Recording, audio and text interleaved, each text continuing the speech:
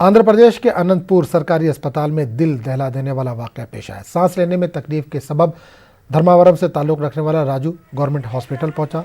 अफसोस के अस्पताल इंतजामिया ने इस मरीज का इलाज करने से इनकार कर दिया, जिसकी वजह से अस्पताल के अहाते में इसे 3 घंटे इंतजार करना पड़ा।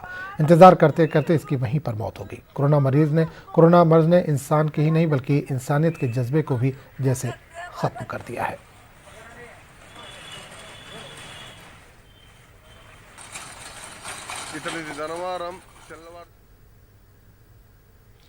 गाजियाबाद के मोदी नगर म्यूनिसिपल कॉरपोरेशन के दफ्तर में सैनिटाइजेशन न किए जाने से नाराज एक साबिक जिला पंचायत रुकन दीपा त्यागी ने दफ्तर के मुलाजमीन को उनके कमरे में ताला लगाकर बंद कर दिया। दीपा त्यागी का इल्जाम है कि मोदी नगर म्यूनिसिपल कॉरपोरेशन में सैनिटाइजेशन का कोई इंतजाम नहीं है। इन्होंने दफ्तर के बदइंतजामी को दिखाते हुए कुछ वीडियो सोशल मीडिया पर शेयर भी की, जिसमें कॉरपोरेशन के दफ्तर में सैनिटाइजेशन मशीन में सैनिटाइजर नहीं है। कॉरपोरेशन के दफ्तर के गेट पर नस्ब किए गए टनल में भी सैनिटाइजर नहीं है।